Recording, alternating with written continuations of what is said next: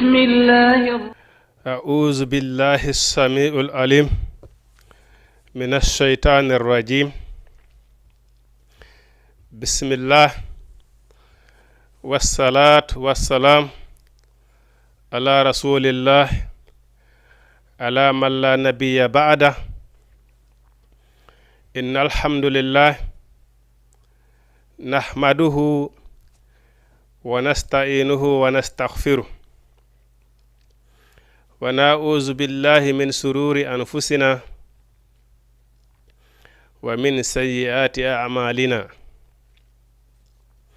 من يهد الله فهو المهتد ومن يضلل فلا هادي له. وأشهد أن لا إله إلا الله وحده لا شريك له. وأشهد أن محمدا عبده ورسوله. أيها الإخوة الكرام والأخوات، أحييكم بتحية الإسلام ألا وهي قائلا لكم السلام عليكم ورحمة الله تعالى وبركاته. musidɓe julɓe ndaroɓe oɗo télévision meɗen Jama TV, min salmini on nokku kala ka wawɗon wonude e laalagal aduna on. miɗen torano hoore amen, torano on yo Allah holanɗo en firta en arsika haɓɓana en kata dande en ala e wawata. en du'anike maw emen ɓen kilifa emen ɓen ka diina e ka aada e karma ko emen wonɓe heɗitade en ɗo e ɓe ala heɗitade fof. haray en yetti Allah subhanahu wa ta'ala tawtiɗen nde ɗo ñalande hande yawmul jum'a de tawde en yeɓama kanko Allah subhanahu wa ta'ala so acci en ha hande. ɗen tori Allah subhanahu wa ta'ala yo Allah accu en ha yeeso. haray hiɗen yetta Allah subhanahu wa ta'ala nde tawde noon ko kanko Allah subhanahu wa ta'ala tun handi e yettede. alhamdulillahi rabbil alamin. yettore nden ko kanko Allah subhanahu wa ta'ala woni ko handi. ay ko heddi kon musidɗo ma si waɗanima moƴƴere ma a heeɓi moƴƴere ko ya welto. ay ko welto ko ya welto. ay ko ya weltano musidɗo ma waɗanɗoma moƴƴere nden on yetta Allah subhanahu wa ta'ala. taguɗoma an tagi on neɗɗanke accimo ha o wawma waɗande moƴƴere nden. ay haray ko ya a yettu Allah subhanahu wa ta'ala jarnamo kanko neɗɗo on, weltanoɗamo kanko neɗɗo on. ay ko ɗum woni ko Allah subhanahu wa ta'ala tun hanna yettede. ko ɗum woni alhamdulillah rabbil alamin. mi yettore nden fof tabitani Allah subhanahu wa ta'ala. ɗum nan hiɗen yettamo kanko Allah subhanahu wa ta'ala.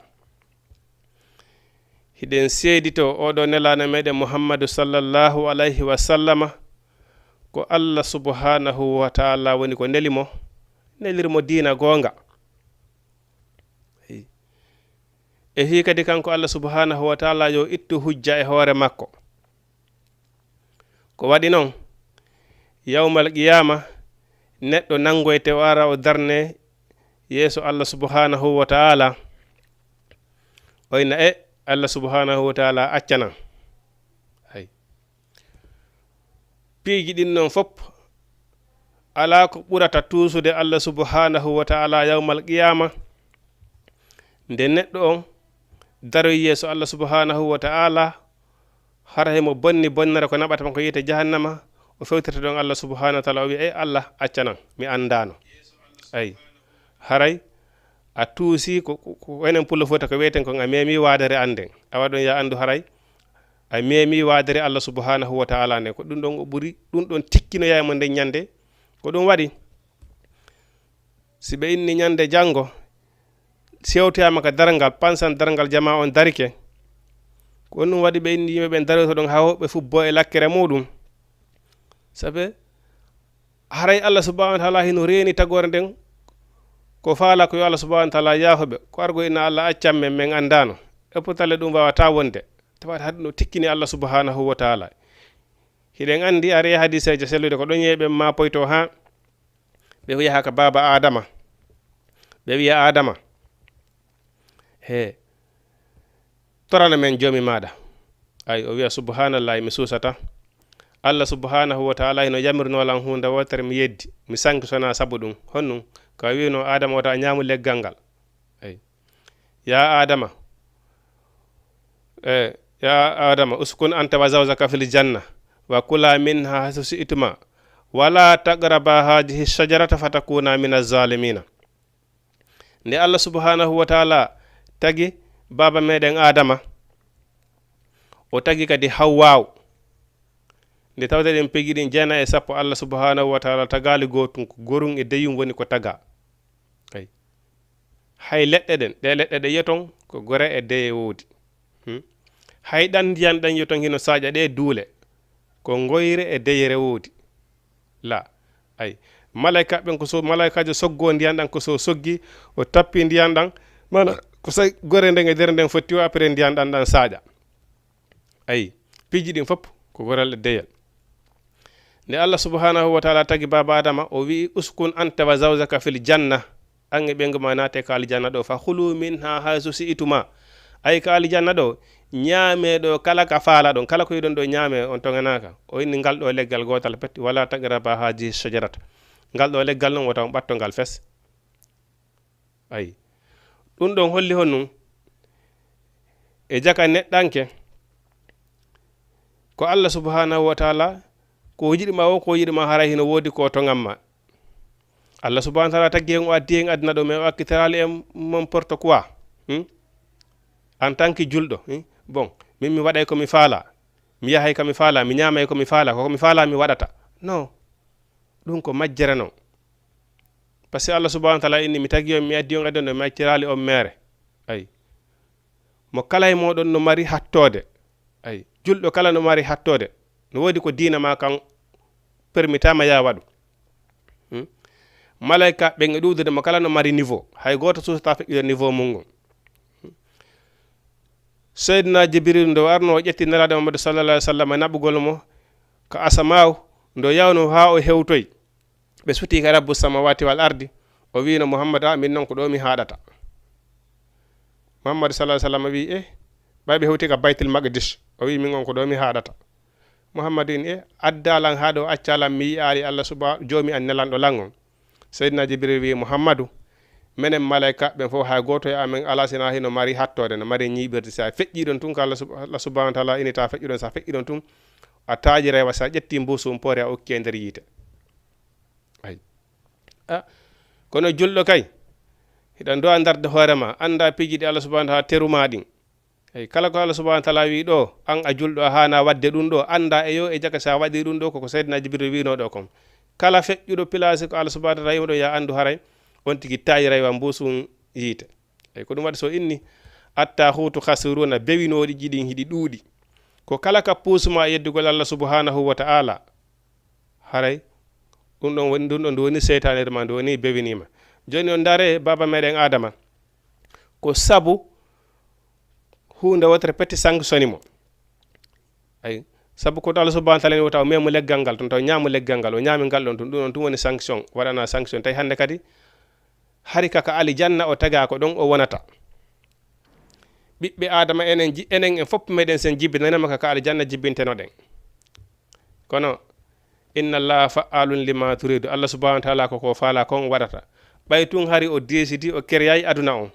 o adday neɗɗanke ko aduna il faut que o waɗa sabu on ay ɓay ba adama memi leggal ngal o wi on sawo ini fatalaka adama ɓay adama annabi adama memi leggal ngal on sawo wi yoɓe cippo ka leydi kanko e seytane e baba adama cippe uhibitu cippe ka leydi hande kadi alijanna on ɗo so tawi woni on gollanaymo si on naati tawi ɗo hande kadi il faut que e gollon hande kadi tampanon mo sewti toon ɗo hande kadi ko ɗum ɗon woni sanction o ndare noon konngol gotol petingol yeddi allah subhanahu wa ta'ala ɓe yahira noon ko annabaɓen fof wona annabajo gon tun annabajo gon tun o inna ko fenande koko mesalal gotal o hoccuno o ño'iri ngal ha ngal sekkiti e jungo makko o yaali joom maggal ay so ɓe yahi kon o wiya he o ina hande namin memminta allah subhanahu wa ta'ala hilan hoccuno mesalal o hoccugal de o ñoƴiringal hangal sakkiti e jungo makko yaali joom maggal o wiya mi anda si Allah subhanahu nangitirta lan o bakkatu ɗon eyi ndaremo de meselal gotal ngal o hocci non koy kadi ɓay tun o golliringal ha ngal sakkitike e jungo makko o yaali kadi joom muɗum sakko o jonita himo huli on bakkatu ɗon to Allah subhanahu wa taala nangitiremo ɗum ɗon hihi noon annon neɗɗanke on ɗo waɗɗo bakkatu ɗiɗi waɗi bakkatu tati waɗi bakkatu nayyi lewru lebbi ɗiɗi hitande 24/24 bakkatu ɓeɗo malaikaɓe non anta ɓeɗo ko ɓuri ɓe mawnude Allah subhanahu wa ta'ala bakkatu gotum kum ɓe waɗi rek ɓe sanctionnana saabu kun ɗon annon banu adama ma danɗa hoorema hewta hay taabi e taabi ne waɗa ɗo bakkatu sappo bakkatu o sifata ko ha joni hino konti ha duma al khaidina eyi bon so andari ɓe aroya wona ko annabi ibrahim on ɗon o inna bon miɗo soppuno sanamuji fof ha heddi woturu ɓe ari ɓe landilam mi wi yoɓe namin soppiɗi miɗo hulita Allah subhanahu wa ta'ala langitireyan ɗum ɗon eyi ɓe yara noon ha ɓe hewta ka nelaɗo amadou sallallah alah wa sallama ko honɗum nelaɗo watta nelaɗo kan kadi o dowina Allah subhanahu wa ta'ala yafata on walla ñawata gore nden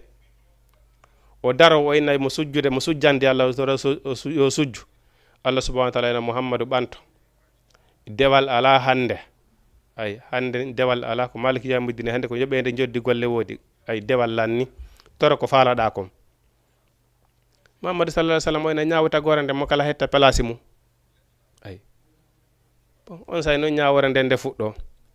ñaawe mo kala hetta place muɗum ay bon ko ɗum waɗi goɗɗo fof hiɗen seedito ko ɗum waɗi oɗo nelaɗo meɗen Muhammadu sallallahu alaihi wasallam wona caakani woni ko o nelira e meɗen ay ko nafoore kadi wonande men waman ata ar rasula fagadi ata Allah kala ɗoftiɗo nelaɗo a ɗoftiki Allah ay kala ɗoftiɗo nelaɗo a ɗoftiki Allah ko intérêt ma par ce que hay Allah subhanahu wa taala neli ɓeɗo nela e fof mofte kala Allah subhanahu wa taala etti nelaɗo neli e maɓɓe ko fi wota neɗɗo noon daroyande ñande ka darga o wiya Allah ko ɓay mi andano par ce que si neɗɗo daroy ko yeeso Allah subhanahu wa taala wiya Allah ko ɓay mi andano aray hujja e wi awa Allah subhanahu wa taala en tigui ni o nangitirta goɗɗo ko anda e ko yejjiti ko tawi a yejjitu fes ma anda fes ko o nangitirtama ko anda ko monanima o ko monanima ɓay noon Allah subhanahu wa taala hino andi ɗum ton o neli nelaɓe ɓen e meɗen o cippini alqur'ana o cippini sunna o cippini o neli nelaɓe ɓen o addi defte ɗen o holli e laawol ngol fof ala wo e laawol ala wo e moƴƴere sina nelaɗo Muhammadu sallallahu alaihi wasallam tindini en moƴƴere nden ala wo e bone sina o rentini en e bone o al yawma akmaltu lakum dinakum hazzatul wada hande mi timminani on ko wiyete dinal islam wa raditu lakum al islamu dina mi suɓaniki on ko wiyete l'islamu dina wa man yabtahi khayral islami dinan kala ɗaɓɓuɗo goɗɗum go ko tawi wona l'islam o wi ɗum ɗon ko dina fagadi khaba wa huwa min al khasirin ko an perdini hoorema eyi ma ɗaɓɓa ɗo ko golla harana ko nelaɗo golli kon ko an perdini hoorema haray hiɗen seeditoɗo nelaɗo meɗen Muhammadu sallallahu alaihi wasallam ko Allah subhanahu wa ta'ala nelirimo dina gonga ko sikki wo ala e muɗum nam haray toujours hiɗen andi fa ndeler ɗo ko terete ndu ɗo lewru suumaye en waɗi noon yewtere fi muɗum goo en waɗi ɗiɗi ay kono toujours en haɓata ko totodirten tun no Allah subhanahu wa ta'ala wi'iri noon ndu ɗo lewru suumaye ko yaaforndu bakkatuji Allah subhanahu wa ta'ala ono wi himo yaafo bakkatu mo waɗuɗa hakkude wagutu e wagutu ay ko ɗum waɗi julɗo si a juuli kadi ko nafoore wonandema ay ɗum na Allah subhanahu wa ta'ala intéressé par ce que ko waɗi noon ɓay tun Allah subhanahu wa ta'ala no andi kanko ko enen e seytane woni ko cippindinaka leydi ɗo himo okkude en pouvoir ko waweten combattude seytane neɗɗo ko nu wata combattude seytane kadi ko ƴettugol ɗo leggal ina raɗade seytane ko alqur'ana tun wawi combattude seytane par ce que galle ɗe alqur'ana jangete e muɗum seytane natata ɗon neɗɗo a wonɗo jantade inde Allah bimbe kikiɗe seytane fusi ko wawi e ma ala ɗi seytaneji ɗi e ton hino nata ɗo ɓe yimɓe tampina yimɓe yana bon ça fait ala jantade inde Allah neɗɗo mo jantata ko inde Allah wolata inde Allah on seytane hendagol no wonande mo facile makko ay kono neɗɗo jantotoɗo inde Allah seytane susata on par ce que seytane si ɓaddike mo haray wawa so tawne ƴetti leggal yite a tukki e makko ko ɗum seytane sino ɗo si alqur'ana jangama ɗo tun nda sa ƴetti leggal yite a tuggi e goɗɗo est ce que o darota ko ɗum ay ko alqur'ana tun wawi kombatude seytane ɓay noon Allah subhanahu wa ta'ala heno andi ɗum ko ɗum waɗi so waddani en jantagol inde Allah juulugol sa juuli ko alqur'ana wonɗa e jangude ko inde Allah wonɗa e jeyntade seytane ɓaɗota ko ɗon hay wiuɗa tun a'udhu billahi minash shaitanir rajim seytane inna o non min maraɗo place o jeyi eyi ɓay noon Allah subhanahu wa ta'ala no andi ɗum ko ɗum waɗi so addani en ɗum waɗi so addani en ɗum noon eyi neɗɗon juula jantoɗa inde Allah subhanahu wa ta'ala daɗa bona sheytane eyi o inni julɗe ɗen ko yafor ɗum bakkatu mo waɗɗa hakkude waɗude sa juuli a torki Allah o yafoto on bakkatu ɗon juma e juma himo yaafo bakkatuji ɗi waɗɗa hakkude ɗin fof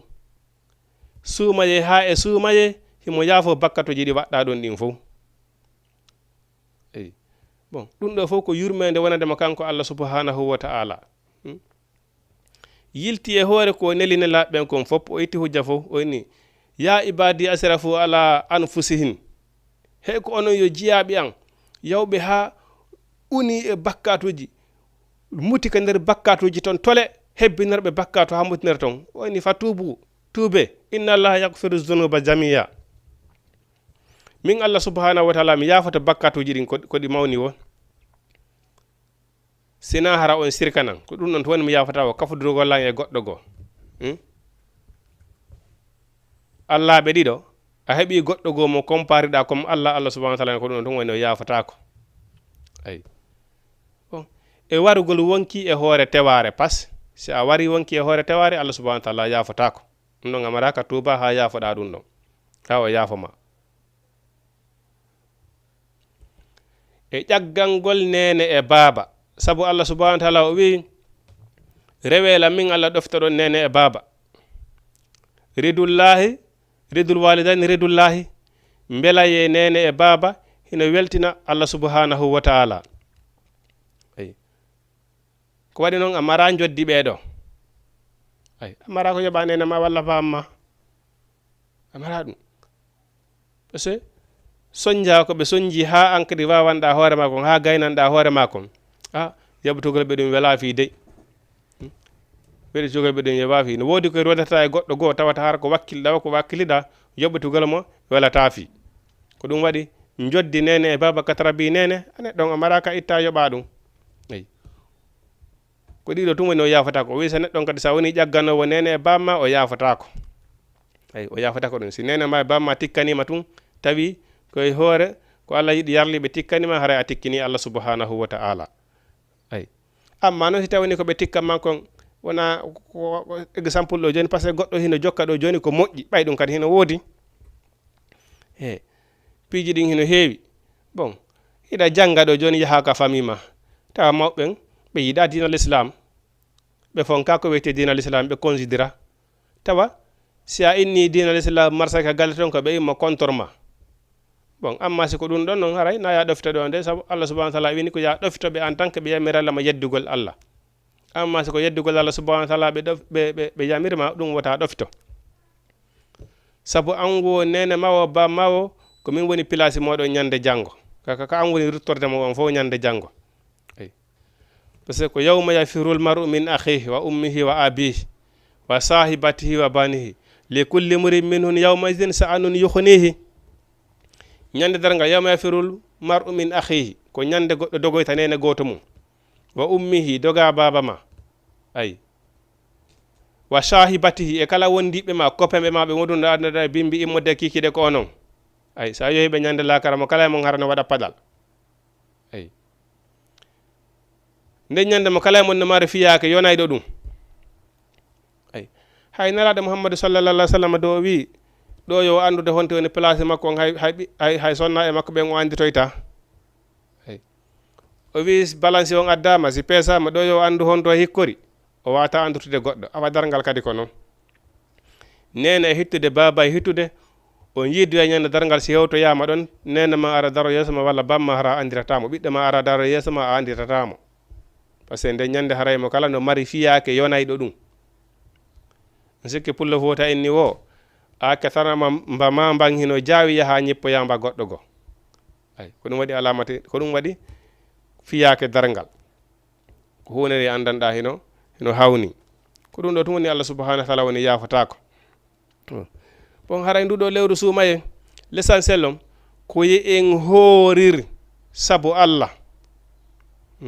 si a hooriri sabu Allah a laɓɓini Allah subhanahu wa ta'ala o yoɓoyte korka kam ebo Allah subhanahu wa ta'ala wi kaɗo korka ka tefano yayi joom makka ñande janngo ka daroto kayna Allah subhanahu wa ta'ala oɗo jiyaɗo o hoorirno nan sabu man Allah subhanahu wa ta'ala yaafamo Allah subhanahu wa ta'ala yaafama sabu korka kam bon ino tawa e korka kam kadi mananɗa hoore ma ɗo ila ka suumaye wi go'o ha ñandu maayi ñande be ñande Allah subhanahu wa ta'ala rinɗina e jaa e makko ɓen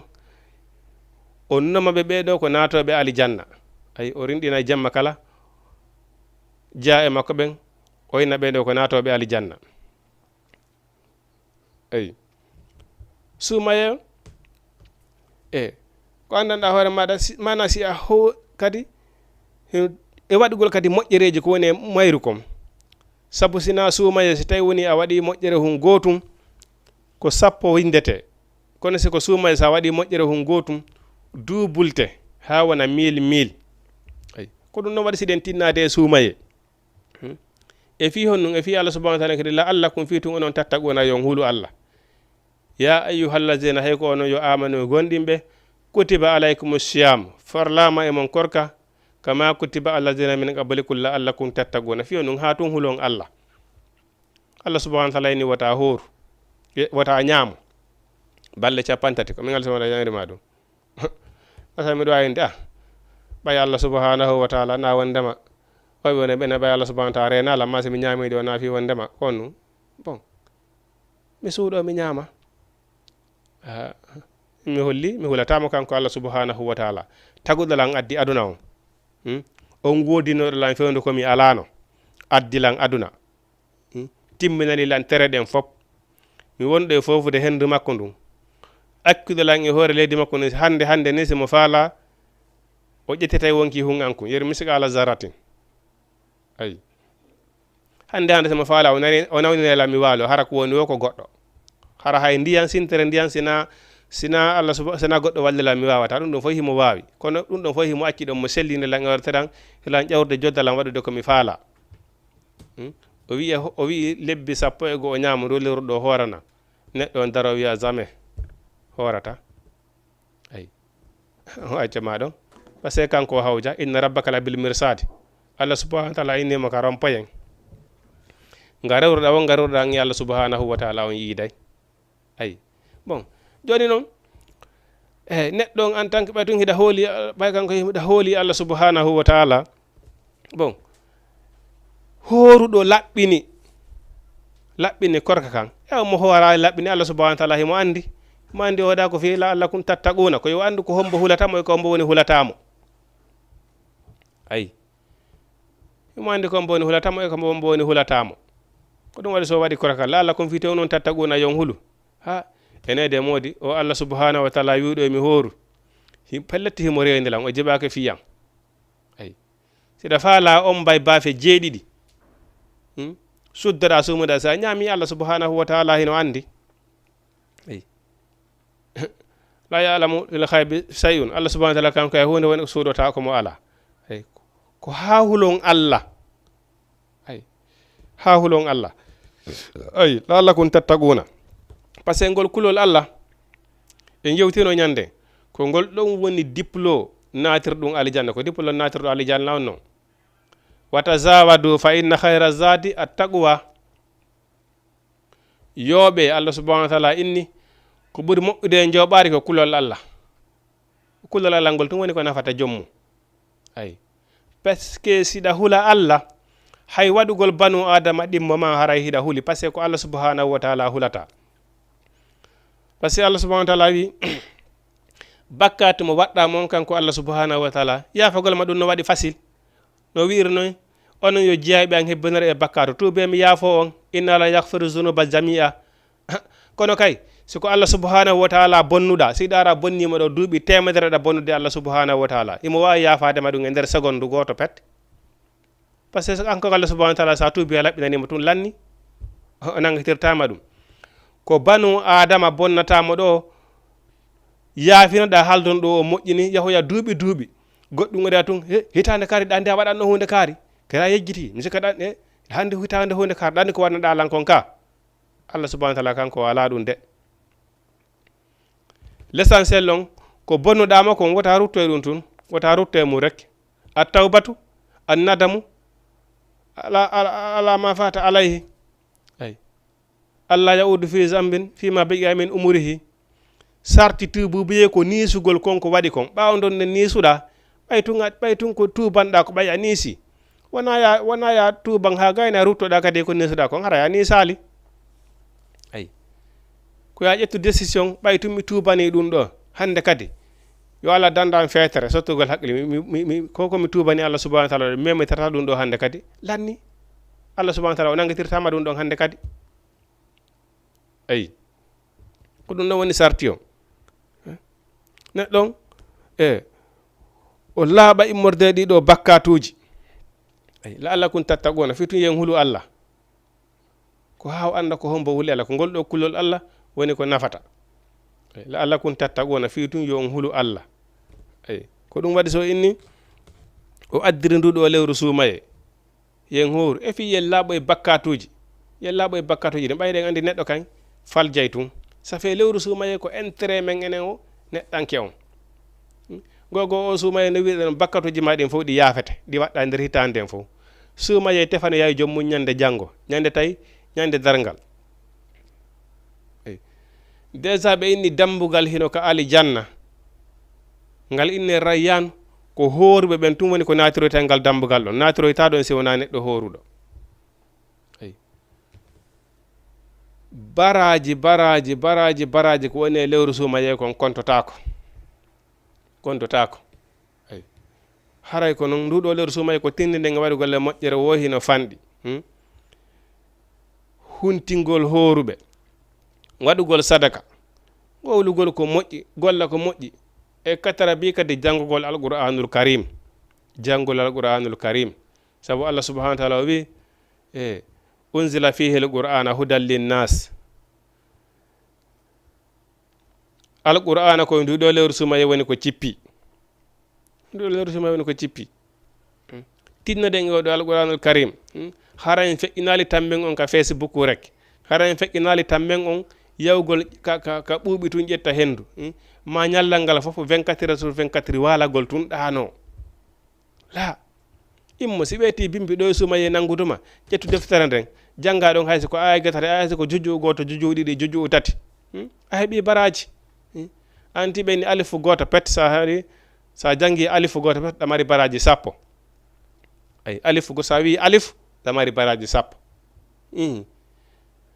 joni noon siko e lewru suumaye ɗum hino wawa yahay ha dubbulede alifu goto ɗawa heɓude baraji 1000 baraji wulure alifu goto pet bon kono tinno par ce que ko lewru woduru ko ayyaman ma aduda ko ñalɗi kontaɗi balɗe 50 suumaye yaha joni wawa so tawini ndu arano tinno par ce que a anda suumaye aroyowa kadi si tawoyte taɗi baraji ɗo fuutoma ko waɗata moƴƴere hun gotum heɓa 1000 baraji taɗi fuutoma ay mais feƴƴingol noon tan mum ka réseau sociaux tun wata heɓude ɗi waɗugol ko moƴƴi waɗugol ko moƴƴi jantagol inde Allah astaghfirullah subhanallah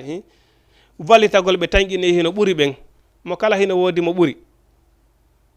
ay wallitoɗa yeɗo ko marɗa feere ko waɗugol moƴƴereji heɓa baraji ko yeyte nduɗo lewru suumaye kom nam haray hiɗen barkinira nde ɗo deftere maɗen alquranul karim bada auzu billahi min alcheytani irrajim Allah subhanahu wa taala wi suratul fatiha nde ɗo simore ko fi uddital woni ko nde yewtata makkiya tun ko makka woni ko simore nden woni ko cippi Allah subhanahu wa taala wi alhamdulillahi rabbil alamina modi yettore wodani Allah subhanahu wa ta'ala tagudo nde ɗo tagore wodi yettore wodani Allah subhanahu wa ta'ala ko ɗo woni ko hana yettede Allah subhanahu wa ta'ala wi heesi taw woni hiɗon humpalam min Allah subhanahu wa ta'ala ndare piiji ɗi mi tagi ɗin unzur khalaqillah siɗa humpa andude Allah ndaru ko tagi kon ay ataway siga makko ala modi yettore wodani Allah arrahman mo andanɗa hoore maɗa yurmede makko nden hino huɓitani tagore makko nden fof ko aduna ɗo yedduɗomo kanko Allah subhanahu wa ta'ala jaɓuɗomo kanko yurmede makko nden hino huɓitani fof ay ndaare annabi Ibrahim nde o yawno o darne suudu kaaba ɗum ha o gayni o tori o wi rabbi mana urzugu hadil balade min kulli chamarat man amana billahi wal yawmil akhir kanko annabi Ibrahim nde o yawno makkatil mukarrama hari makka ko bowal laaɓungal ko sahara ayyata sina hayre e hayre ɓay o darni suudu kaaba ha o gayni o tori ko o wino Allah jomiyam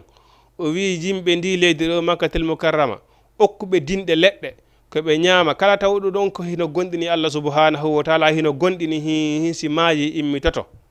darno yeeso Allah subhanahu wa ta'ala ray okkoro on ɗon Allah subhanahu wa ta'ala o jaabi annabi Ibrahima ɗum o wini wa man kafara hay on mo yeddimmi fa umattihu qalilan hay on mo yeddimmi fa umattihu qalilan mi okkoraymo mi suynaymo aduna qalilan seeɗani summa adturruhu ila azabin nari on say kun geɓon kummi suynirimo ɗon aduna mi lorriyama ɗum ɗon ka yiide jahannama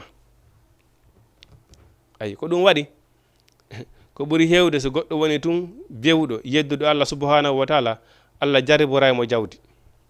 Allah jariboraymo newene tawa kaka mi yomino waɗi facile ay tawa kaka mi yomino facile ay Allah subhanahu wa ta'ala ni ñande be ñande ɓeyday on tigi fi honno mi newenanayi on tigi piiji ɗin fi no on tigi ɓeydira bewgol on say Allah subhanahu wa ta'ala wi noon mi nangiroyama ɗum summade torhu ila azabin nar on say mi lettoryama ɗum mi nangitoriyama ɗum ka lette yiite ay bon ko ɗiɗo intervention ji fof nelaɗo waɗanno en sina ɗon ko annabi Ibrahima wiwno ɗon Allah okku makkatil mukarrama dinɗe leɗɗe kala on gonɗinɗoma okkormo Allah subhanahu wa ta'ala ne wawno confirmude ɗum ɗon hara kala yeddunoɗo ɗo Allah subhanahu wa ta'ala wona jamanoji adinoɗi ɗin noon hara kala yeddunoɗo ɗo Allah subhanahu wa ta'ala so Allah subhanahu wa ta'ala wino ɗo joni hoore ɓay tun haɗa kanko Allah subhanahu wa ta'ala himo andi on horuɗo on jaɓuɗo horugol holirgol sabu Allah ko sabu kudol Allah e holiri e on saliɗo horugol ɓay ɗum kanko jiɓama kanko Allah subhanahu wa ta'ala bon hiɗa wawno ñamude ha gayna rep après ko ɗuman o ange makko huwodiro lette cippo par ce que fof hino wawi wona ɓeyato asihabu sabuti haala kano heɓe waɗa keroji watta baaɗi bon nde ɓe wiwno nde wino interdit nangugol liƴƴi e ase ko haramun wattake ɓe sali ɓe yahi ɓe nangoye liƴƴi ɗin ase ɓe halka ɓe watta baaɗi kere Allah subhanahu wa ta'ala wata wadde ɗum so wiɗo joni ya hora salike horude mo wawi wadde ɗum ay kono ɓay tun yirmande makko nden adi tike o waɗata imo habbito ka bontata wir non inna rabbaka la bil mirsadi yimɓe annabi nuhu nde o noddunoɓe ha ɓe sali Allah subhanahu wa ta'ala ino lesu laana o lesi laana kan tawi noon kaɓe wonno ɗon ko ɗum ɓurnoɓe noon kadi trompude tawi kaɓe wonno ɗon ko andanɗa hoorema ayata hay sintere ndiyan ko sahara melenjo ko ɗon o lesi laana kan ɓe wi ɓe wi non ɓe wi o feeti ɓe wi ko honɗum woni jarin ka laana ka o lesi ka woni ɗo e sintere ndiyan ala ɗo ko minen komin andi laana koye ndiyan dogata e pourtale ka laanama ha meɗen habbi jarin makka on intérêt ka laana ka wonɗo Allah ɗo nuhu meɗen habbi intérêt makka on ɓay laana doggi wo e ndiyan kamɓe ɓe anda ko Allah subhanahu wa ta'ala prépari kon ayi o lesi laana kan nde lette ɗen arno aduna on fof Allah ɗon uur Allah subhanahu wa ta'ala ɗum o wi leydi ndi ko woni ndiyan ɗan fof udito leydi uddito asama o uddito ko woni holle ndi fof humbi tawi hannde kadi sina joggiɗo laana c'est impossible Allah subhanahu wa ta'ala ni nuhu ƴettu gonɗinimaɓe en fof ema won ukko ɗon ka laana yaho ayi bon no fa Allah subhanahu wa ta'ala hino wawi kono ɓayten yurmande makko nen adetike imo acci ɗon kono noon doko ko wiwno nelaɗo Muhammadu sallallahu alaihi wasallam kon kala waɗɗo ɗo saggan welsindiɗo ha tawoymo kanko Allah subhanahu wa ta'ala he tawa hara ko yoyoto ko yo si golle makko ɗen adduyama ha ñande janggo o yiita tawi pelleti hi ɗum ɗo wona jam woni ton o daro yeeso Allah subhanahu wa ta'ala no o hina Allah subhanahu wa ta'ala accana seeɗandi ande ko mi faala nattan aduna duuɓi komi wurno ko nattan aduna mi golle ɗum e nder seconde hu goto betti mi arta haray boni par ce que ko hay haata wata marsude hande kadi haray boni ko ɗum waɗi neɗɗo il faut que tinnoɗa ay wonano wawi wir noon yi en fewde ko yeyeten ɗo nane en fewde ko naneten ɗo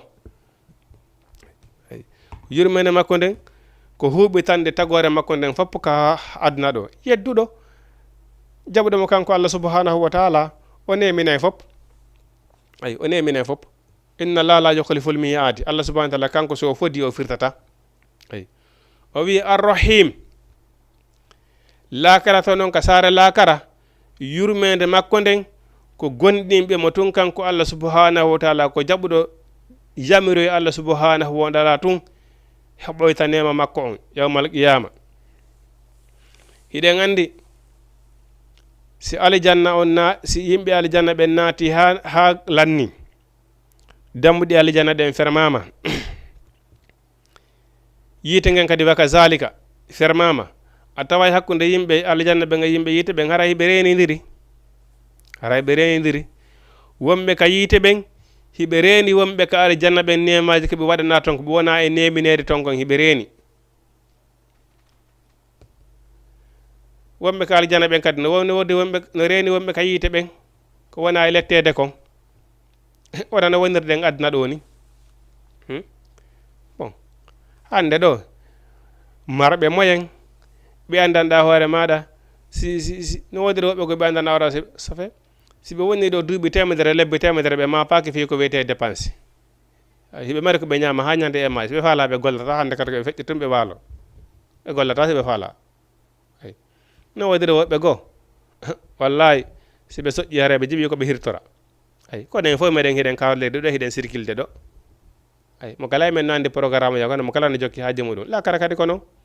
a tawi wonɓe ka aljanna ɓen hino reeni wonɓe ka yiite ɓen wonɓe ka yiite ɓen kadi no reeni wonɓe ka aljanna ɓen yahoya ɗon ha ɓe wonɓe ka yiite ɓe inna yimɓe aljanna ɓe inna okkore men seeɗa e nemaji ko Allah subhanahu wa ta'ala nemini on min sonjike ɗo okkore men seeɗa yimɓe aljanna ɓen inna ɓena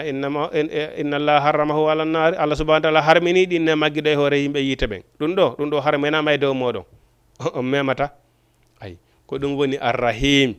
yurmede makko nden kanko Allah subhanahu wa ta'ala ko gonɗimo ɓe ɗum woni ko hertinani ka sare lakara yeddinoɗo Allah subhanahu wa ta'ala memata toon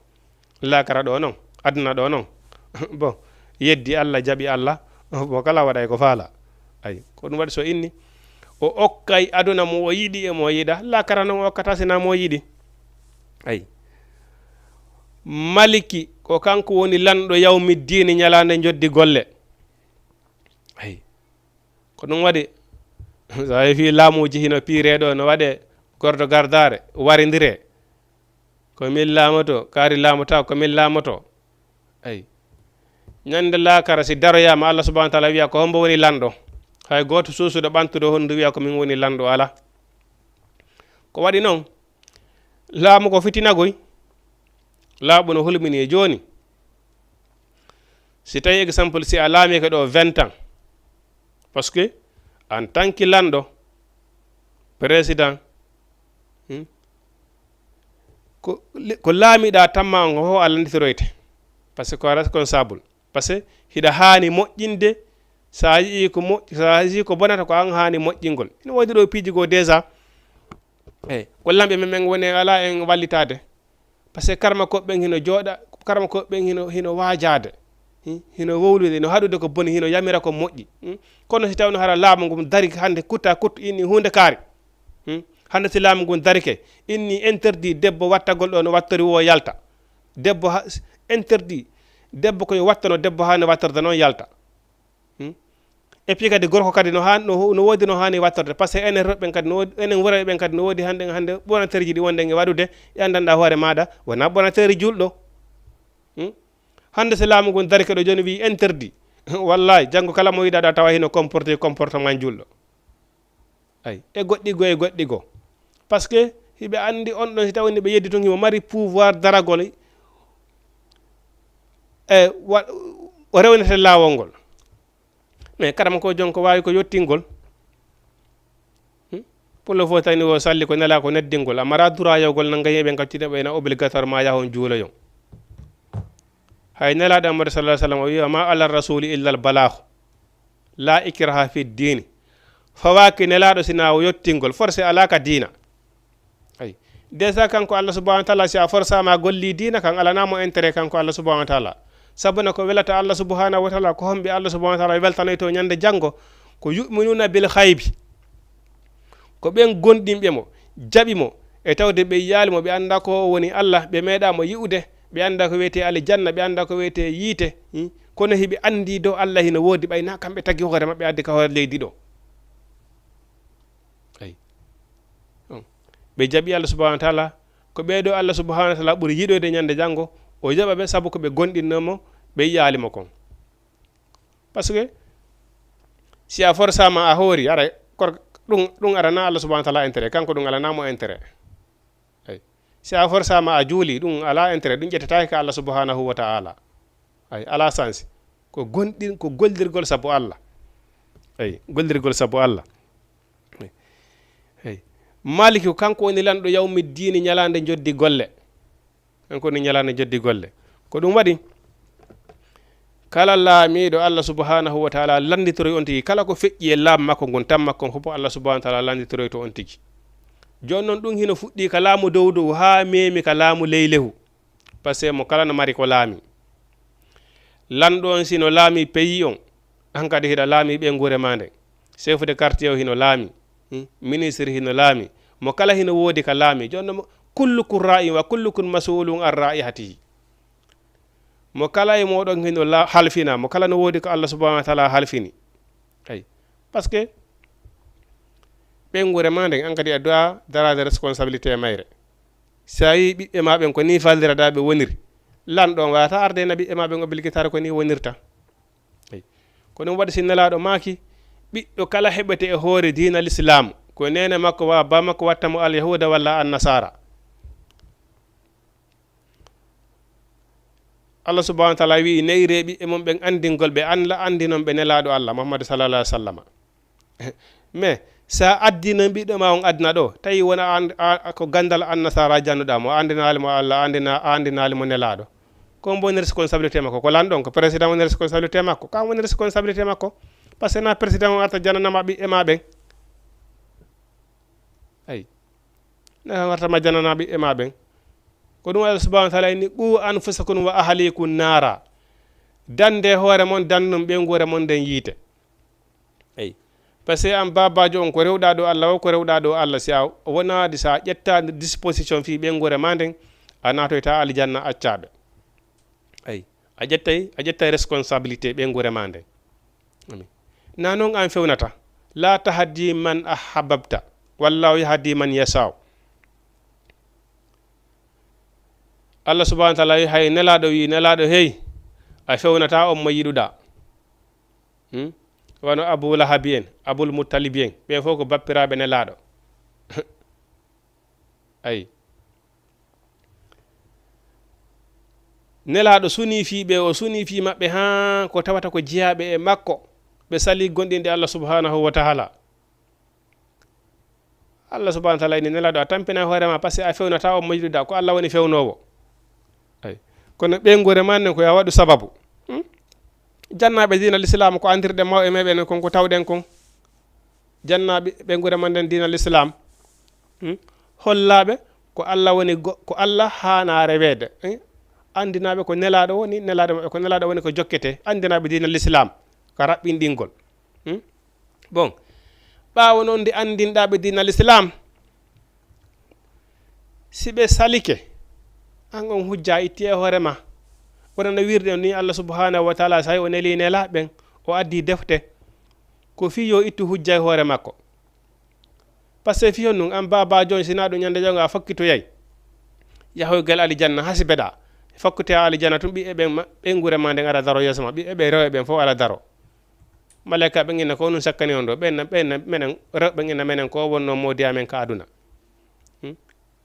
kala ko nelno men so men waɗali o piyay men kono ha hande menen o andinali men diina ay ɓi eɓen waka zalika ay bon on say ange maɓɓe fof hande kadi ha wonon fedde wotere ana ɗo ta alijanna accaɓe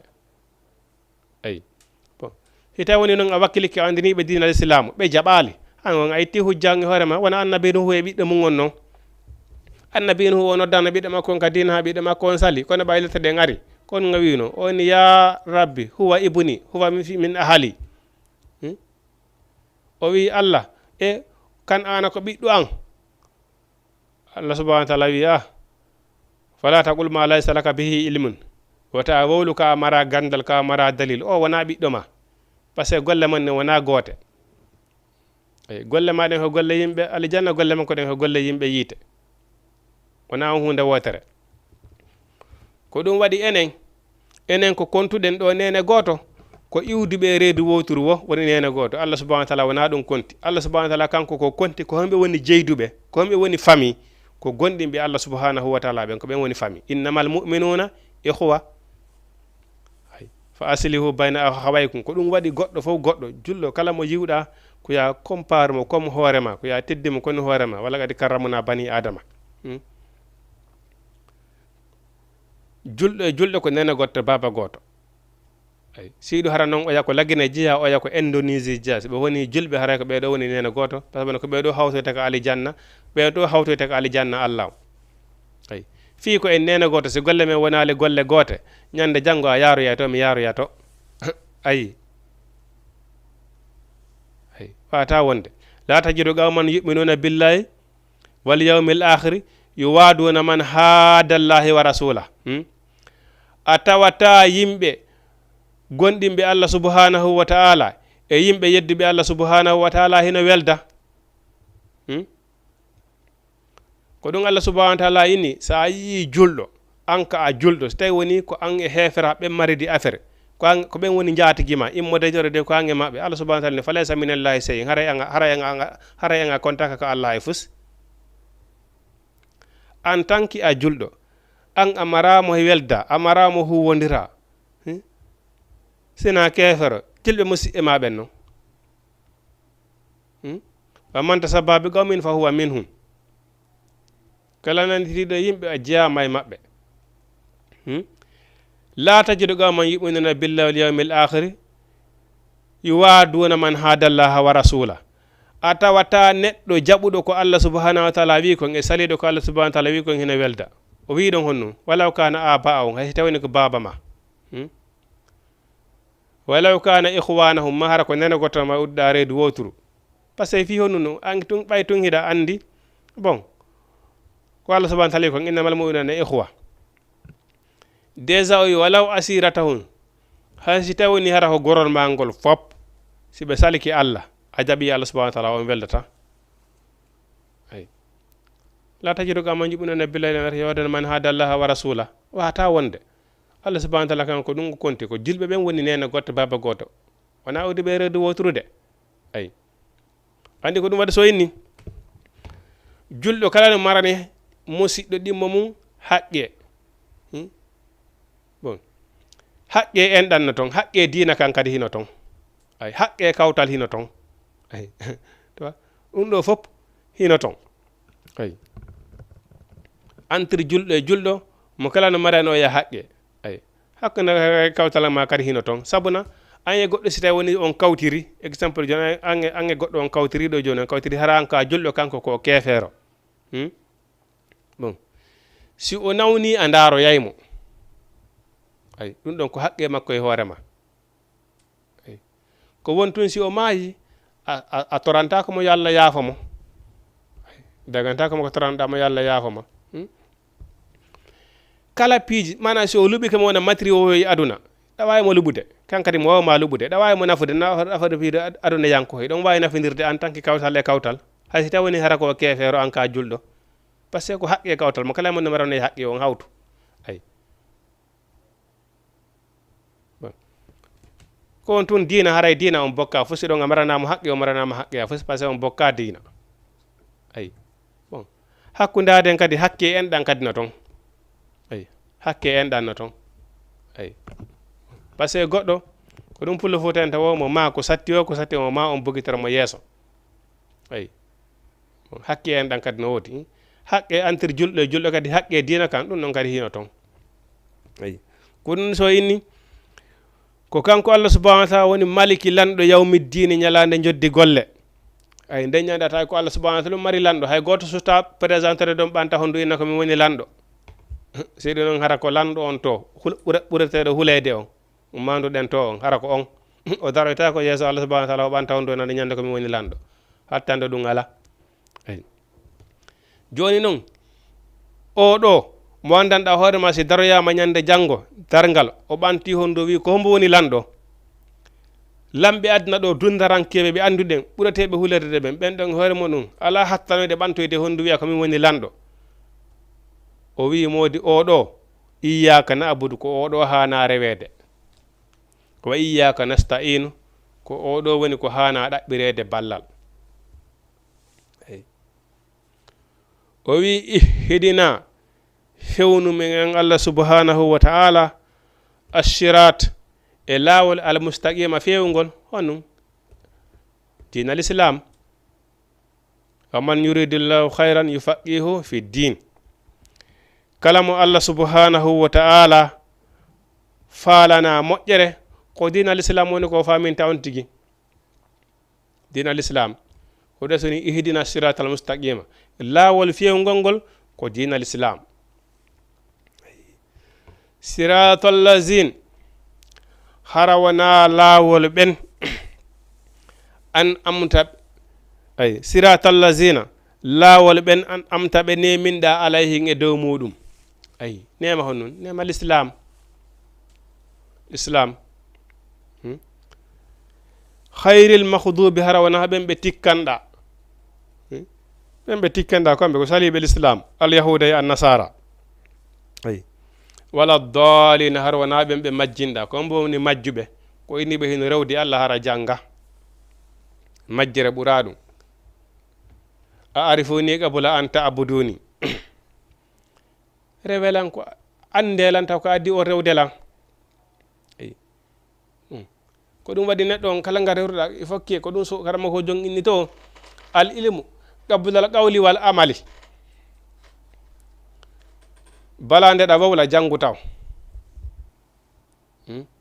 ndaare tun ko haysi tumbodirama ko conférence ji jani watta toon fof ko homɓe suusi darade wawla ko jangguɓe ɓen si a janga ko onno marɗa ko wawla déjà a wawta taw déjà ay a wawta déjà a anda kadi hay ko wawlete hay tawni hara a wawta jama kono si tawni hiɗa andi ko wawlete ko gahulata wawlugol kono si a anda kono won wawlata wawlay ko a anda mais dina kan kadi ko noon dewal ngal kadi ko noon a juulay tun anda honno juulirte am ɓay korka ari ko yanugol tun e mum fubbo sikkugol tun kañum ko ɓay si weeti bimbiɗo joni mi ay tun mi ñamali mi yarali joni mi hoori la ay a anday par ce que ko tugalal jeyangal e tugale l'islam kono kay cakani ala ɗon kon angal ñamgol yara on condition on hino ton kadi no landi condition kadi il faut que ɗin condition jiɗen siɗo timma wona noon a ñamali a yarali korka ma kanka sella kono hay si tawni a ñaami a yari a ñamali a yarali ñallal ngal fof mais condition ji ko korka landi kon ɗin ɗon ɗi timmali haray a ñallir ay mais kon tawata ondiri ɗum a janga nde wawata ɗum a janga wawata marsude ay ko ɗum woni to qablal al ilmu qablal qawli wal amali ko gandal ngal adi on tigi wowlude walla innugol wowlude walla waɗugol ko gandal ngal adi ko ɗum wo ɓen homɓe woni majjuɓe ko rewgol Allah e hoore majjere ay nda rewde Allah anda ko on da rewde par ce que no hulɓini goy no hulɓini joni hay si tawni hara ko gorejo ma sa si tawni ko gorejo ma inna ɗo joni kaari hara sam noddamo hay si tawni o nanga golle na noon si tawni hara mo jogui hitte goɗɗum go noddamo inna kaari o inna ari o ara ha o daro yeeso ma jokka haaju ma wawa si tawni wona an noddimo o wiyay non o ina kaari dépasila dari kaade noddiralam mere ñalay men wiyata ɗum non kaari fuutani kalan hannde mo noddirilan ɗo mere fus mais kaari no joni noon neɗɗo on si a dari ko tun a wi allahu akbar yandu hara noddi allah hara noddi allah ni allah arɗo miɗo fala yen gundodir eyi joni noon sa noddi allah wiya allahu akbar inna allah arɗo miɗo sokol ma tawata hara ko musiba ɗum hino wawi ko wiyete kon tawni goɗɗo noddi jinna a anda ka nattiraɗi ay iɗen andi musiba ko woni ɗon kon nodde jinna ha ɗi ari tawi anda ko nattiraɗi kadi musiba ɓura ɗon awa ko ɗon kadi way sa dari keɗa wi allahu akbar allah miɗo sokol maɗo allahu akbar allah ko mawɗo o ari o présente ki yeeso ma par ce que eɗen andi ɓeni neɗɗo on si a wi tun allahu akbar hakkude ma e allah ko rido hande kadi fusi ala koni hakkude ma e allah subhanahu wa ta'ala mais tawata noon hara fusi ala ko wolana ɗon allah subhanahu wa ta'ala a anda ɗon fusi ko wola wona fatiha selluɗo wona taya wona sujudu fusi wona mustahabu fusi a anda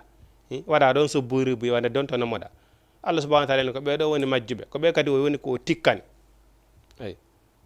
ay wona auzu billahi ɗen toro allah yo allah subhanahu wa ta'ala fewnu en fewnana en o wi suratul baqara makkiya nde ɗo simore suratul baqara ko woni sabu cippagol maggol ko nagge baqara tun ko nagge woni ko suratul baqara woni ko innitira ko simore nder yewta fi nagge ko woni sabu cippagol maggol woodino e mawɗo jogo tawi himo mari jawdi ha mi o anda ittir jawdi makko ndi kono o mara ɓiɗɗo o mara ɓiɗɗo après siɓɓe makko ɓi baba goto e makko e waytata wona ɓen tawi noon mawɗo on kadi o nawyi tawi mawɗo on o nawyi ɓe habbike ɗon ha ɓe falanoma yo maayi ɓe hetta jawdi ndi mais kono o mayata allah aranalimo ɓe falanoma yo maayo ɓe hetta jawdi ndi ɓeyni no acce ɓay o mayata joni ko ɗum waɗeten warenmo allahu akbar ɓe acci ha jemma ɓe molti ɓe ari ɓe wari mawɗo on joni noon andirta fay fiyaki allah ko ɗaɗa so ɓe inni ko allah subhanahu wa ta'ala woni ko hoolere ko ɗon so wini to allah subhanahu wa ta'ala ça fait programme uji ma an neɗɗo on ko allah subhanahu wa ta'ala woni responsabilité majjo ko ɗum waɗi tani neɗɗo on ko sababu tum waɗata ay wallahu khalibun ala amrihi walakin aksara nnasi la ya'lamuna allah subhanahu wa ta'ala ko o foluɗo e fiyake makko on fof ko wonto yimɓe ɓe anda fiyake neɗɗo on ko allah subhanahu wa ta'ala woni ko fawti neɗɗo on ko ya waɗu sababu ko andirta noon si a ɗaɓɓiri ɗo honnunde wurde e mayde a heɓata toon arsike ma on kono noon a waɗa e sababu bon tawi no wodi noon kadi neɗɗo goto himo marno nagge wote pette kanko kadi a yi o mawɗo ɗa himo mari nayi himo mari geloɗi himo mari jawdi ko lannata joni noon ɓi baba goto e makko ɓen ɓay o nawyi ɓe falama yo maayi ɓe hetta jawdi ndin ɓe habbike ha ɓe ronki ɓen joni ɓe warimo ɓe hetta jawdi ndin ɓay ɓe andande o mayata ɓe molti ɓe ari ɓe warimo tawi hino woduno toon kadi neɗɗo goto pette kankadi himo marno nagge wote pette himo mari kadi ɓiɗɗo goto yahi ha kankadi tawi o hewti ka o mayata o daari tawi ɓiɗɗo makko on janɗali kono tawi ko neɗɗo moƴƴunoɗo o ƴetti nagge ngen o marno wajja ngen o yahi ka burure o wi allah subhanahu wa ta'ala mi andi miɗo mayude simi mayiɗo joni siɓɓe am ɓen ko ngenagge ɓe ƴettata ɓe hirsa ɓe waɗanalan sadaka joni noon min ɗum nafata lan hay fusi ngenagge mi halafinima nge allah subhanahu wa ta'ala maruge ha ɓiɗɗo an on si o janɗi jonnitamo nge ay o ƴetti jawdi makko o ƴetti nagge ngen o hacciti nge ko burure o halfini nge Allah subhanahu wa ta'ala ay bon joni noon wonoy noon ha paykun kun janɗi Allah subhanahu wa ta'ala falama risinde paykun kun ko baba makko ko nagge woto pette woni ko acci ay joni noon ɓeeɗa ɓe ari ɓe molti ɓe wari mawɗo on Allah subhanahu wa ta'ala inni joni tawi ko jamanu annabi Musa gerda joni noon ɓe tefifi andugol hombo wori mawɗo ɓay ɓe andi ko waraɗo gerda tefa ha ɓeyni ma hen ka annabajo Allah on o wawa e laɓɓinande ay ɓe landi annabajo on inni on nangay nagge hirsonge ay wa iz qataltum nafsan faddaratum fiha wallahu mukhrijun ma kuntum taktumuna ay andiretuma nde warno ɗum wonkiki yedandirɗon e wargol wonkiki mo kala inni wonamo onon Allah subhanahu wa ta'ala inni ɓe nangay nagge ay ɓe hirsange ɓe ɓora ɗengal nagge ngen ɓe tappira mayɗo on so ɓe tappiri mayɗo on tun o immoto o inna ko wolay warɗo mo ɓe wiya annabi Musa an koye sama kala wonɗa ɗum hino wawi wonde ɓe wiya tindini men ko honnuge nagge ay annabi Musa tindini ɓe histoire nagge ngen ha tawi noon ngen nagge nge o hewtunoɗo kam mayata o ƴetti nagge ngen o naɓi ka burure o halfini nge Allah subhanahu wa ta'ala tawi ko ngen ɗon tun woodi siga nge nagge nge ɓe landi nge o ngen tun woodi tawi noon pay kum baba mum halfinno sabu muɗum nagge ngen tawi on o mawni ndara ha tawi ko kum pay kum ɗon tun mari siga ngen nagge ɗon ndara fi ko Allah subhanahu wa ta'ala to ɓe landi pay kum ko jelo yeyata nagge ngen o inni ko nagge ngen hirsete waɗe sasa guri ngi waɗe boto waɗe sasa loowe kanŋe e jaman ha heewa tef ko ɗum ɗon woni coggu nagge ngen ɓe wiye ɓeyni menen men mara ɗum e pourtant no moɓe suudi ɓe wari on hino mari jawdi ko lannata ko sabu ɗum ɓe wari ɗum koɓe wari moɓe hetta jawdi ndin gerda ɓeyni mo den ɓay ko laaɓi faala ɗen ɓay o mayɗo hino mari jawdi ko lanta wakkilo ɗen ɓeyni ɓe wakkilike ayi fi ko Allah subhanahu wa ta'ala watta kon o yato ɓay o hewti ka o mayata ko nagge wote pette o mari himo acci ɓiɗɗo goto pette himo andi pelletti si o maayi ko si e makko ɓen koye ƴetti nagge ngen sakkanomo o yahi o halfini gi Allah subhanahu wa ta'ala ndare kalifu Allah ay Allah subhanahu wa ta'ala rewni ɗon ɓiɗɗo mo akkino on riitiri sabu ngen nagge ɗon ay e tawde noon kadi hari kanko on baba kum pay kum ko neɗɗo moƴƴunoɗo ko ɗum waɗi si Allah subhanahu wa ta'ala hollimo mayde makko nden o andi ko mayata o ƴetti nagge ngen kadi o naɓi nge ha ka burure o halfini nge kadi Allah ay bon ɓe ari ɓeyni men dakori par ce que meɗen falano warde mawɗo on ɓe ari ɓe wallini nagge ngen ɓe hirsi waɗa guringi waɗa sasa ɓe ƴetti kanŋe e jaman ɓe loowi ha hey ɓe jonni pay kunkun ay o hendi o yahi ɓe ɓori ɗengal nagge ngen ɓe ari ɓe tappi mayɗo on mawɗo on o immi o wi ko kaari mo kaari woni ko warimmi ay o walti ɗon kadi o maayi ay par ce que no anda mayɗo artata kono sababu Allah subhanahu wa ta'ala kawakeji Allah ɗin hino heewi hiɗen andi hay histoire annabi oya histoire jo oya to ko annabi Dawda to oya tawnoɗo hino mari himo mari rewɓe 9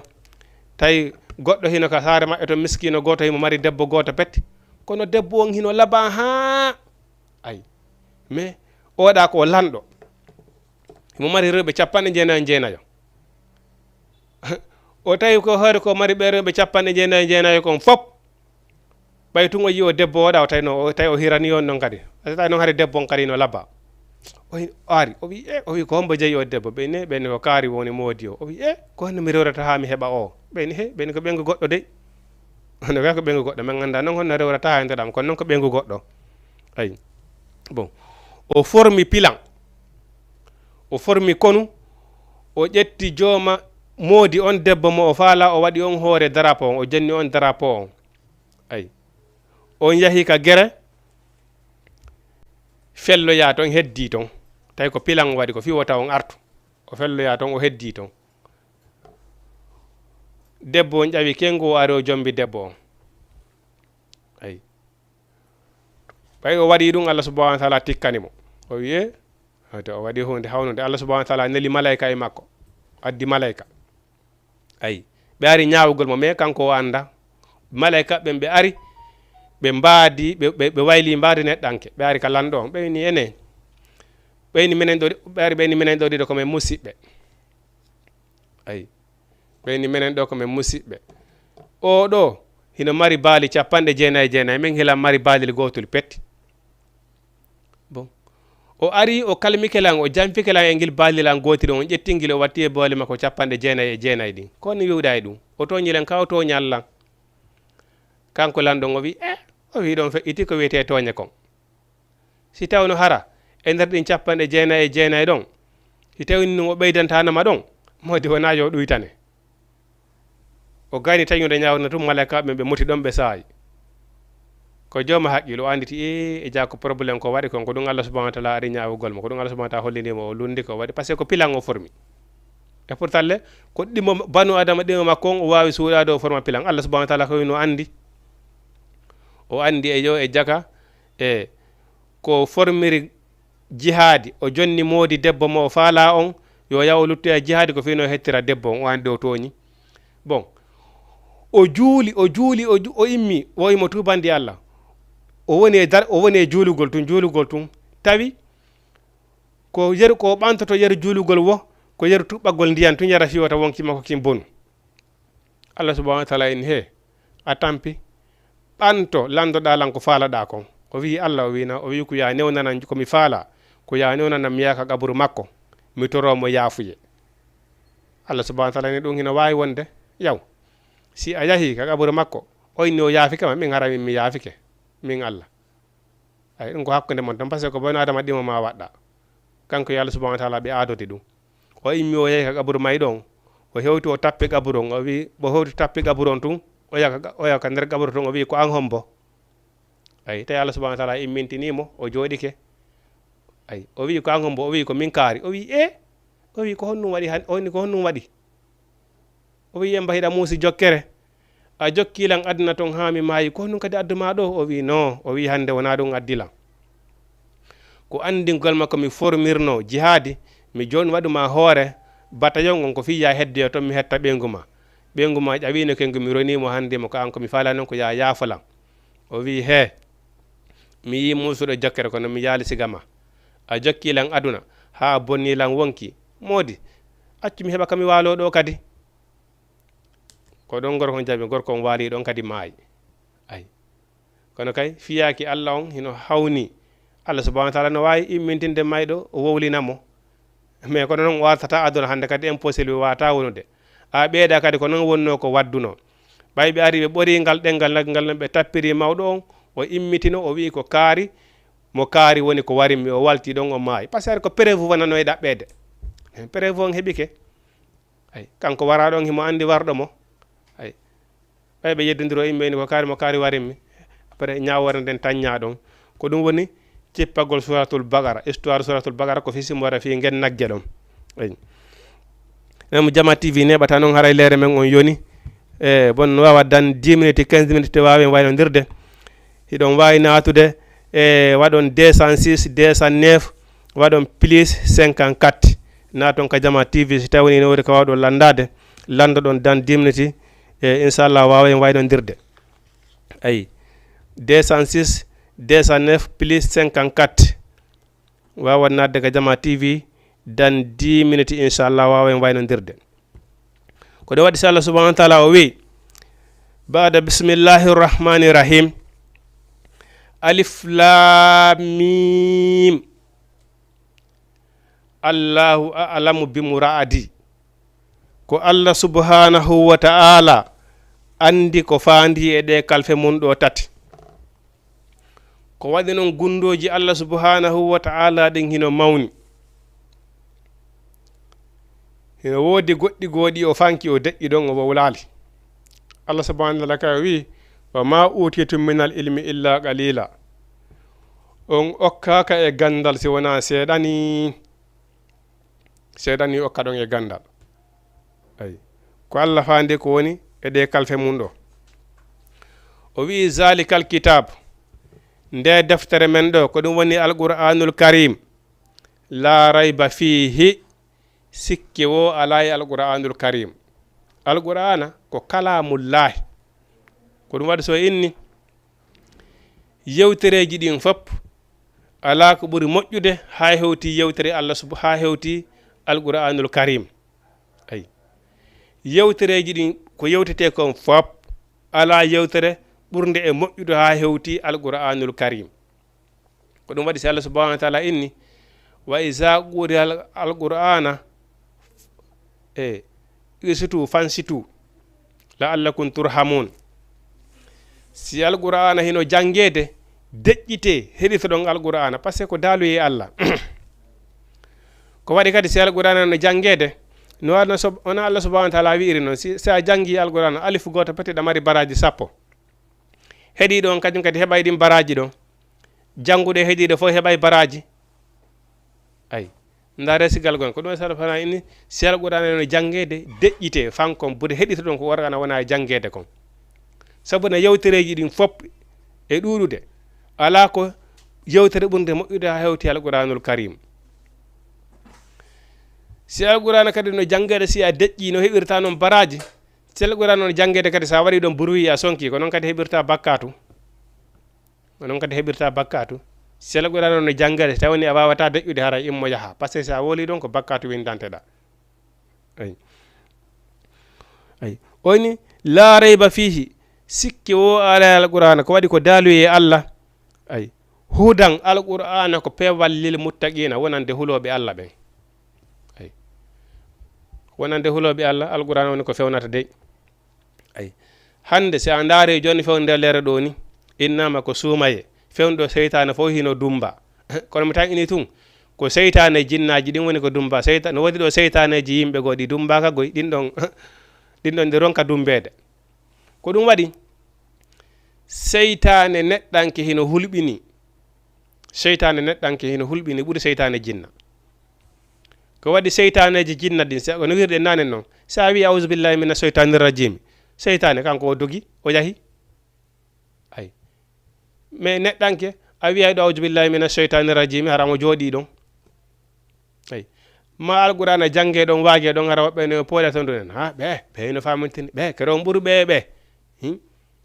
minen min naniral ɗum kaari en kero on ɓuru kaari en ay no hulɓini ha hiɗen wondi ɗo e seytaneji goo ɗin ɗo nde ronka dumbede par ce que ko ɓe woni kon tun seytane neɗɗanke no hulɓini ay minal jinnati wannas no hulɓini de ko ɗum waɗi so ni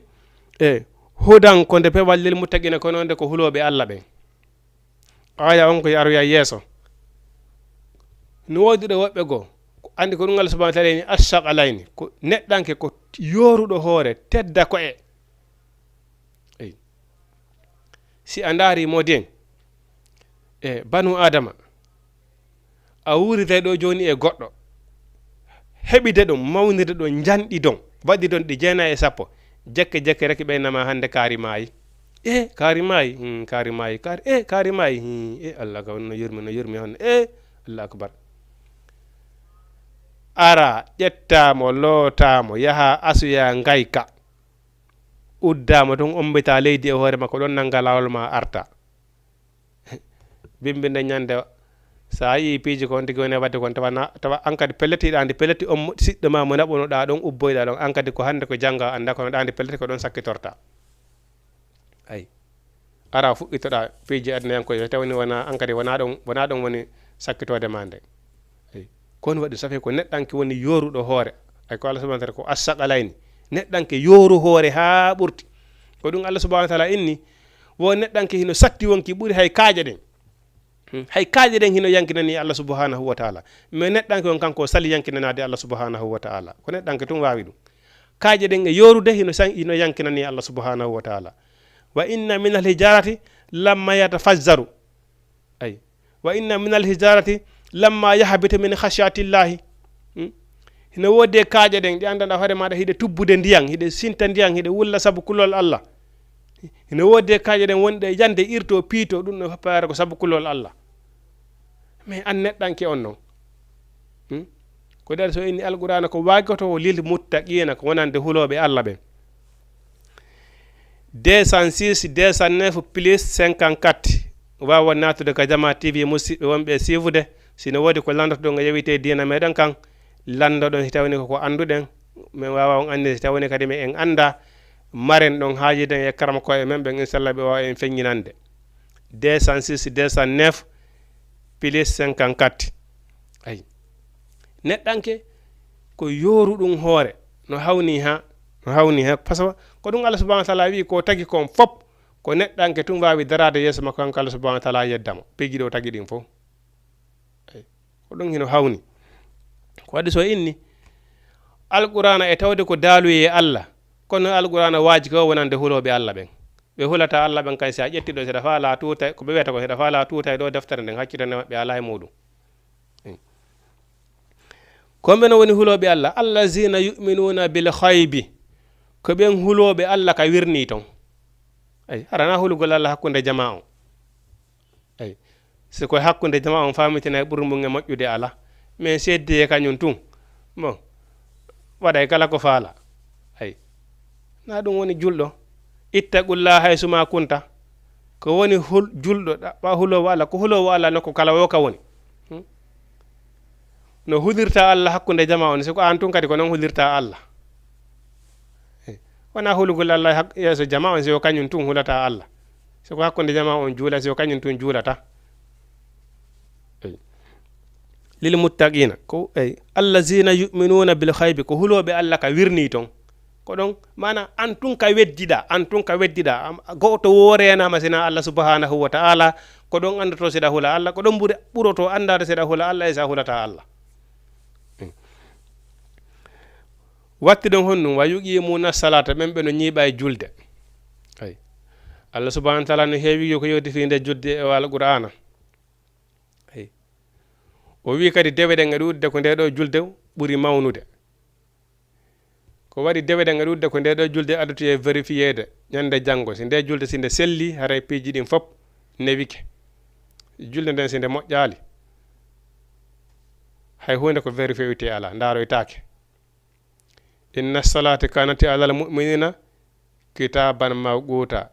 julde ko winda ɗum signa waɗa tampon hara neɗɗon obligate har ko ya juulu ma farigu baynal muslim wal kafiru as-salatu ko senniniri julɗo e kefere ko julde nde julde muslim julɗo min komi julɗo kono ɗum holluma ka julɗo ko ɓaya juulay si a juulata haray ka honnu wona auzu billahi ay ko senniniri julɗo e kefero ko julde nden ko Allah subhanahu wa taala inni wa yuqimuna salata hiɓe ñiiɓa e julde wa mimma razaqnahum hunde kadi ko men arsiɓe kon yunfiguna hiɓe dépense ɓe itta sadaka ay neɗɗo kadi ko yo wonu neɗɗo okkowo ittowo sadaka naya innan ko sa wonɗa milliardaire jo si itta sadaka ay ma ko ittata sadaka ko gandanɗa hoorema ko hunde nde andanɗa hoorema aranama intérêt mana ko a haajaka e muɗum ittata sadaka ay wota ƴettu piji mana siko ñamete ko si a ñami ha andi ɗum ɗo hande kadi a hibboyay woni bon okkitira hande kadi a holiwota bonu okkitira siko coñti ko sa wattike ha andi ɗum ɗo hande kadi haaji ma lanni e muɗum a ƴetta ɗum okkitira lan tanalul birra hatta tunfiqu ma tuhibbuna on wonta yimɓe ɗigguɓe yimɓe newiɓe ha tawata hara ko okkata kon ko hunde nde ɓurɗa yiɗude ko ƴettata okka musidɗo ma kon inna mi annike ɗum ɗo sadaka yo taw hara an e hoore maɗa sa okkama hara hiɗa weltori ko anduɗa an e hoore maɗa sa okkama hara hiɗa weltori ko ɗum ƴettata okka ay ko ɗum woni sadaka mais si tawi woni ala intérêt ko wonda okkode kon ala jari mais bon mala ko waɗi noon Allah ama tuqaddimu li anfusikum tajiduhu indallahi ko kala ko ardinanɗa hoore maɗa ko ɗum tawoyta toon de joni noon e jawdi ma nen si a daari ko tawɗa ɗum ɗo ko alanama intérêt ko tawɗa a itti bote muɗum fesi alanama intérêt hande kadi ko ɗum noon okkuɗa ko ɗum kadi tawoyta na Allah wonɗa e janfade goy ko hoorema wonɗa e janfade de Allah subhanahu wa taala inni ko ardinanɗa hoorema kon ko ɗum tawoyta ko ɗum tawoyta ko ɗon so inni on wonata neɗɗo gonɗimɓe ha tawata har ko jawdi mon koko ɓurɗon yiɗude kon ko ɗum okkoton mana ko ɗum Allah subhanahu wa taala woni ko fandi ɗon ayi koko tawata hara ko mana ko yiɗuɗa kon ko ɗum okkata mana tata sa okkama harayda yiɗi ɗum ɗon kadi ay wa yuqimuna salat ɓe ñina julda min marsaqnahum e joga komin arsiki ɓe kon yunfiquna haray ɓe dépensa ɗum ɗon wallazina ɓen yuminuna gonɗinɓe bima unzila konko cippina ilayka e ma anje muhammadu ay wa ma unzila e konko cippina min qablika ko additima ay wa bil akhirati ñalande dargal kadi haray ɓe gonɗini ay hum ɓen yuqinuna ko ɓeɗo woni fellutu e ɓen ko ɓeɗo woni jananaɓe ko ɓe woni fellutu e ɓen gonɗinɓe allah ka wirni ɓen ay ulayka ɓeɗo ala hudan ɓe woni e dow peewal min rabbihim immorde ka joom maɓɓe wa ulaika ɓeɗo humul muflihuna ko ɓeɗo woni maleteɓe ɓen ɓeɗo woni malaɓe nam Jama TV e aray lere men yoni hande ko ɗo woden darade inchallahu ha vendredi prochain en toro Allah subhanahu wa ta'ala yo Allah subhanahu wa ta'ala firta ngar sika banen kata Allah ko en barade ko ne lewru suma yekom dande ngal lewata dande en kata e kasara dande en sabu gagne bone iblis Allah okka en barade ko ne lewru suma yekom Allah fewna en fewnana en kala mo tawata hara en yewtido tawi yewtere den tuusi on tigi haray hiɗen yaafini haray ko ayal qur'ana woni ko hawre on tigi haray hiɗen yaafini kala ko hawri ga e sawaba haray ko Allah subhanahu wa ta'ala woni ko longin on tigi kala ko hawri ga kadi e junte haray ko banu adam woni ko timma haray on tigi no yaafini aqulu qawli haja astaghfirullah li wa lakum assalamu alaikum wa rahmatullahi ta'ala wa barakatuh بسم الله الرحمن الرحيم الحمد لله رب العالمين